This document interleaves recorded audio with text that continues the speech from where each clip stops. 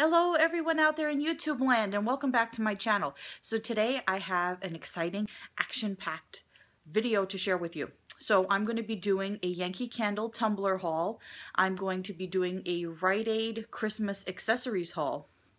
I'm going to be talking to you about why I think tumblers are better than Yankee's large jars, why large jars from outlet stores are better than large jars from the company, and if that wasn't enough excitement, I'm going to do a rant about the idiotic people at the mall. Okay, so let me start off with what I ordered from Yankee Candle. Now, I was super cautious. That's why I only ordered 4 large jars, and they were scents that I was pretty sure would be okay, because you know I've had issues with Yankee Candle. So they were doing a buy one, get one free, plus free shipping over $40. So I will start off with what I got. So the first candle that I got is red velvet. Oh, and you could just smell the frosting and the wonderful red velvet deliciousness. Now, I must give credit where credit is due. I think that Yankee Candle has found the secret to making a better red velvet scent, a more authentic red velvet scent than Bath & Body Works. Yes, it is true. So let me read you the description on this. It says, a most decadent creation of creamy frosting atop moist cake and a touch of brown sugar. So very sweet. Now, why did I buy this one, you ask? Because I had, where's my visual aid? This red velvet cake from Marshall's. This was $12.99. And you can tell the difference here. Where did it go? You can tell the difference because, okay, so yes, this is a tumbler and this is a large jar, but this has the all you need is cake thing on the side, but it's the same scent. So anyway, this candle was absolutely delicious. I loved it, but and of course, like I said, this was from Marshall's. Now, had I got the large jar from Yankee, it probably would have sucked. We don't know. But anyway, so this threw great. It didn't throw the first, I want to say 2 times that I burned it. It was kind of light, but then it increased in strength and it was wonderful. And I loved it so much that I decided to get the 2-wick tumbler, which I'm sure is going to burn better. Because this one, I don't know if you can see that, it tunneled. So this jar had to live its entire life in tinfoil, because the minute I took the tinfoil off, even when it got down to the bottom, it would tunnel. So it had to stay entirely the whole time in tinfoil, which is not attractive, but amazing scent. And what I found is this, mixed with Village Candle Campfire Tales. Oh my God, so delicious, so delicious. If you have not tried Village Candle Campfire Tales, you need to. It is so amazing, like toasty marshmallows and firewood and root beer. I know that sounds like an odd combination. So delicious with this, amazing. Okay, so then the next tumbler that I got from Yankee Candle is one that I had in a votive and really, really loved, and it's an online exclusive, and that is Fresh Cut Roses. I absolutely adored this in the votive, and I hope it's going to be just as good in the large jar. The large not the large jar, the large tumbler. Oh, it smells like you put your face in a beautiful bouquet of fresh roses. Lovely, lovely. Oh, just like a florist. Just like you got, you know, roses from your sweetheart and you put your face in them. It's just... So the description on this, and it looks weird. If you look at the Yankee website, the picture on the jar looks like it's small, which I was a little, you know, disappointed at. But then when I got it and the picture is large and it's beautiful and it's pink, I was happy. So this says, an intoxicating English garden of fragrant heirloom roses. Amazing. So... yeah, because I loved it so much in the votive, and because I love the smell of fresh cut roses, that's why I got this candle. Now, I also have, which I bought from the Yankee store, True Rose. Now, I also had this in a votive. Now, between the two of these, if you have a choice, I would get this one. Because this one while it's nice and it'll look pretty on Valentine's Day, this one isn't as strong. This one definitely smells just of red roses rather than mixed roses. Although maybe all roses smell the same. I don't think they do. This one I remember smelling more grandma-like. You know, like your grandma's bathroom with the potpourri or whatever. It has that tinge of old lady smell, but still really nice. But like I said, if I had a preference, I definitely like this one a lot better. So, there's that. Then the next one that I got is Holiday Bayberry. Now, this one, Norma, aka Candle Dancer, had said she liked it, and I also have this in a tart. And I haven't burned the tart yet, or the jar melt, rather. I have this. So, let me read you the description. And okay, let me get past the part that's a novel about why this exists and how it's, you know, dancing fairies and lovely trees and you're in a wonderland of, you know, Yankiness. So it says, this inspired blend of pine, fir, and laurel, softened with the clean scent of bayberry, frankincense, and myrrh, will bring a good fragrance to your home. So, now, why did I get this? Oh, it reeks. Okay, so let me tell you why. So I have a tower next to my bed where I keep all my wax and bulbs and all kinds of accessories and things. And this melt, if you have it, you'll know what I'm talking about. It stinks to high heaven. I mean, the scent, when I ordered it with a bunch of other votives and stuff, this one, as soon as you open the box, this is all you smell. So I had this in a drawer next to my bed. And I would smell it at night before I fell asleep. And I was like, oh, I need to move that. That thing reeks. And then after, you know, a week and a half or so, I was like, you know what? I kind of like that. It kind of reeks in a good way. So I got used to it. And I was like, you know what? I want to get this in a candle. So, yeah. It smells like pine and I guess it smells like bayberry. I don't really know what a bayberry smells like. Pine, fir, it smells like that laurel, frankincense, and myrrh, I guess. It's super strong smelling on cold snap to the point where it almost makes me want to vom. And so I'm hoping that when it burns, it'll have somewhat of a scent throw, which is what I use to judge Yankee candles. If the smell on cold snap is so strong that it makes you sick, then you know that you'll get at least a medium scent throw out of it if you're lucky. So I got this one. Pretty. And I'm just looking at the picture. I don't know if that's what Holiday Bayberry looks like. It looks like a plant with ribbons in it, and I don't know if those are bayberries. They look like, this looks like corn, and this looks like a Christmas bulb. I don't know. So anyway, the last one that I got is actually sold out online now. And I had ordered it when it said low stock. So anyway, and I was kind of wondering, and this is the paranoia part of me, I was thinking, if they have a candle that doesn't sell really well, do they put low stock on there so people will be like, oh, it has a low stock, so that must mean it must be good, and we should order it. So, but probably not, because it's sold out now. So anyway, I got Paradise Spice. Now this was something that I loved in the votive, but wished it was stronger. And the shopping enabler had bought this in a large jar, and he said it smelled really great. And I love the idea of the scent. It's a wonderful fresh banana scent with clove. It has that layer of clove in it, so it's warm, but it's fresh. And then you've got, it's kind of fruity, but it's also kind of wintry. And it's a really, really nice scent. And it is a scent that, not Yankee, it's a scent that Bath & Body Works doesn't even remotely get close to as far as, you know, note combination. They put out a banana scented candle, was banana nut bread pudding. No, banana nutmeg bread pudding, which was a good scent, but smelled more like banana bread. This smells like fresh bananas, so with a little bit of the clove in there. So let me read you the description. An exotic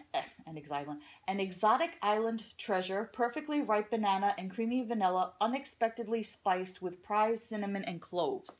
So yeah, it sold out online, but they should get it back in. So I'm hoping this one is going to be really good. And then I was thinking regarding the tumblers. Let me tell you why I think tumblers are better than large jars. Okay, first of all, large jars, and this I'm talking about like the ones that I've experienced, have no throw, at least the ones I've tried.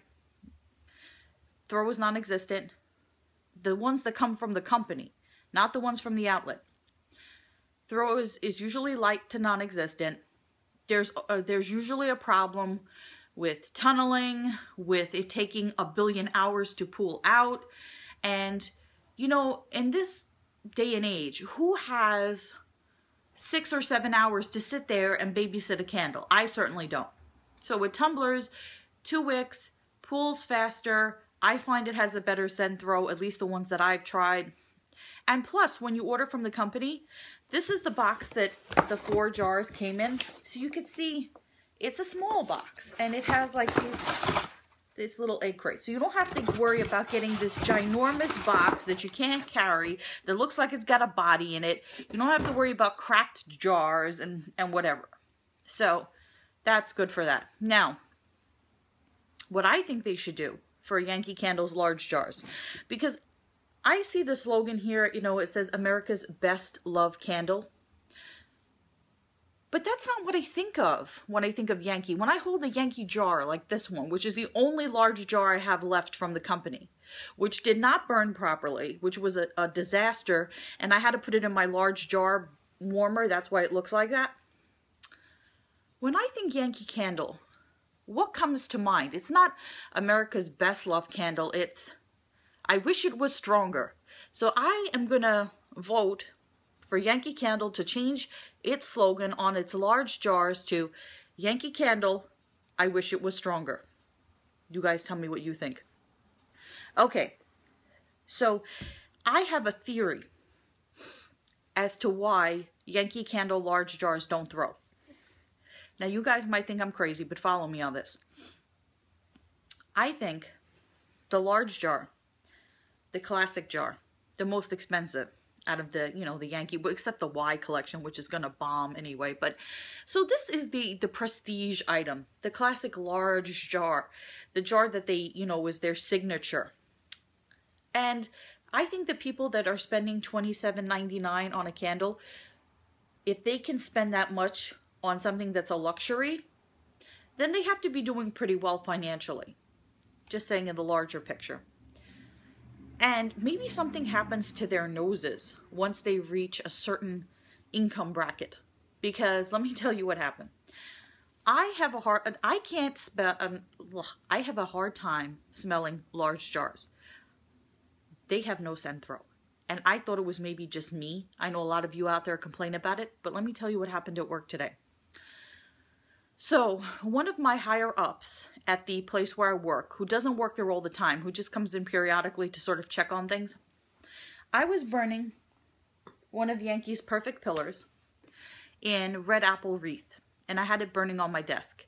Now, I could smell it adequately when it was right on my desk right in front of me. When it was further away, not so much. Burn was good, but scent throw, not so great. So this woman, who is like a, you know, head honcho at the company, she comes in and she says to me, "Oh, that's gonna make me sneeze." And I was like, "Seriously?" She's like, "That's so strong."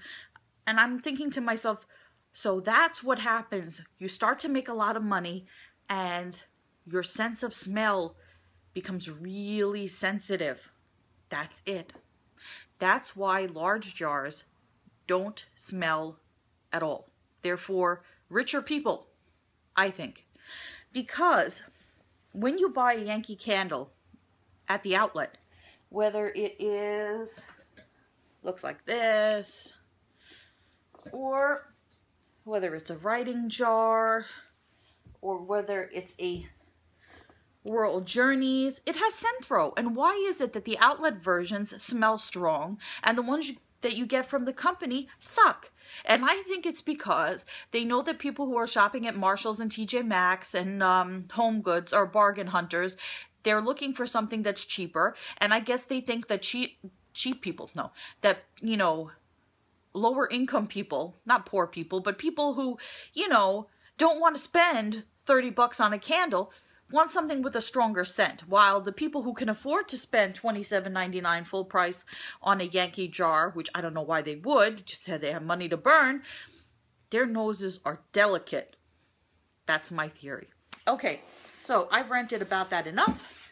Now I am going to show you the Christmas candle accessories that I got at Rite Aid. Now, Rite Aid has all Christmas accessories 50% off, and they have a lot of really nice stuff. So, and I like them better than, well, at least this year, they have better stuff than Home Goods and TJ Maxx and Marshalls, in the sense that they strike me like they strike me, they hit me in the head. No, they're more eye-catching to me. When you go into Home Goods, everything is like nice, but nothing stands out to me as, oh, that would look really cute here in my apartment, or that would go great with something. You know, everything is kind of nice and everything is kind of like, you know, but nothing really stands out to you. Now, I find that Rite Aid has some really cute stuff. So let me stop babbling and I will show you. So I got this tea light holder. It's a snowman. I think he's very cute. Tea light goes in there. This was $7.99, but then it was 50% off, so it was like $4. And I think this is really adorable. And he has like a little cardinal on his hat. Now, I also got another tea light holder,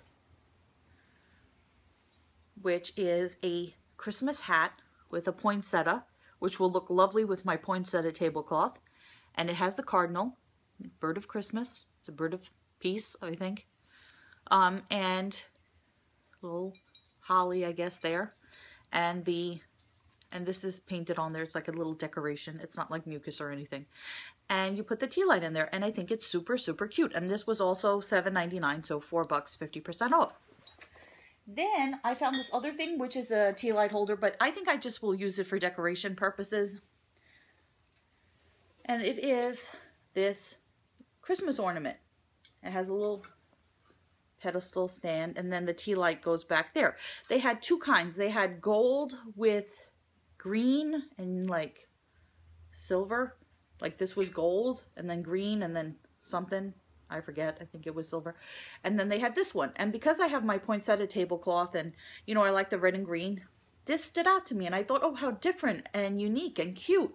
Now, keep in mind, though, the stuff that you get at Rite Aid is made cheaply. So you do have to be careful that you don't, like, smash it or knock it on the floor, because it's not going to be that durable. But if you are careful with it and pack it well when you put it away, you should be fine. I have Rite Aid stuff from last year and it's fine. So, but just, you know, be mindful of that. So, and this is like glass.